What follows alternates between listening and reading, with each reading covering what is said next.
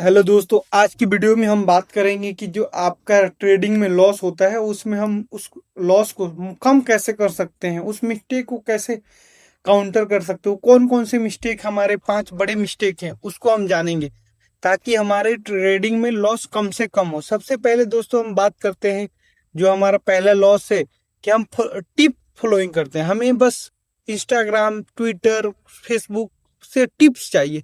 हमें टिप्स दे दो, हमें ये खरीद ले ताकि हम ज़्यादा प्रॉफिट कर सके। लेकिन प्रॉफिट तो हमारा होता नहीं है, हम ले लेते हैं नुकसान। और क्यों?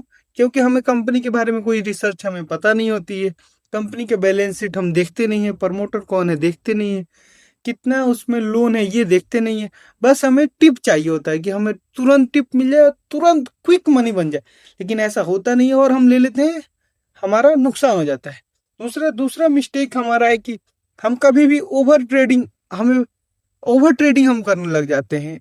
एक बार शेयर लगाया, प्रॉफिट नहीं हुआ, फिर से दूसरे शेयर में, फिर तीसरे शेयर में। आप पहले अपनी स्ट्रेटजी तो सीखो, किस ट्रेडिंग स्ट्रेटजी पे आप इन्वेस्टमेंट कर रहे हो उसको बैक टेस्ट तो करो। ऐसे क्विक मनी कुछ नहीं होता है मार्केट में। आप इन पैसेंस होके आप बस ट्रेडिंग करोगे और वो ट्रेडिंग ओवर ट्रेडिंग हो जाएगा।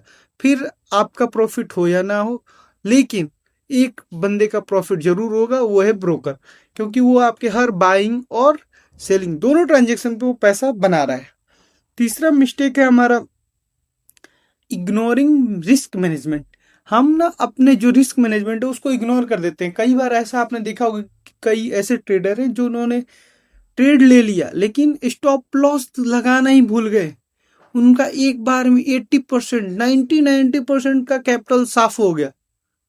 तो ये बहुत दिक्कत की चीज है। आपको अपने रिस्क मैनेजमेंट को मैनेज करना चाहिए।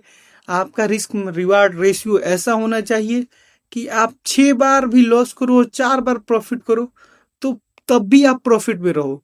कई बार आपने देखा होगा कि एक ट्रेडर ने 6 बार लॉस किया तो उसका हर लॉस में 6% लॉस गया और प्रॉफिट में 4% ही प्रॉफिट आया। तो 6 छक्के 36 और 4 चौका 16, आपका 20% माइनस में हो जाएगा। तो ऐसे ट्रेडिंग का कोई मतलब नहीं। इसलिए आपका जो रिस्क रिवार्ड रेशियो है, हम अगली वीडियो में बात करेंगे कि वो कैसा होना चाहिए। दोस्तों, अगर वीडियो आपको अच्छी लग रही हो तो आप हमें लाइक करके सब्सक्राइब कर सकते हैं।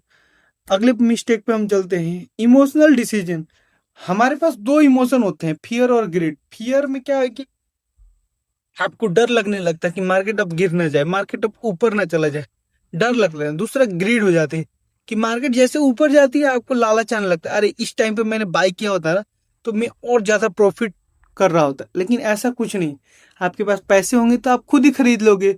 अगर आपको समझ में आएगा स्ट्रेटजी, अगर स्ट्रेटजी के बेस पे आपका शेयर बैठ रहा है तो आप खरीद लोगे।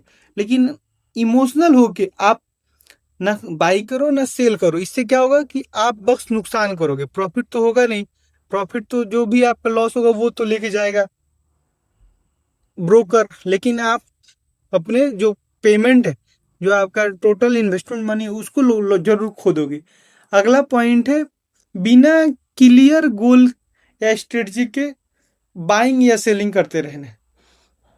कई बार ऐसा आपने देखा होगा कि लोग एक बार देख लिया कि ये लोग खरीद रहे हैं इस शेयर को, तो उसके पीछे कुछ आपको पता भी नहीं, फिर भी आप जाके उसको खरीद लेते हो। क्यों? क्योंकि लोग और जो बाकी लोग हैं वो लोग खरीद रहे हैं। ऐसा नहीं होता है।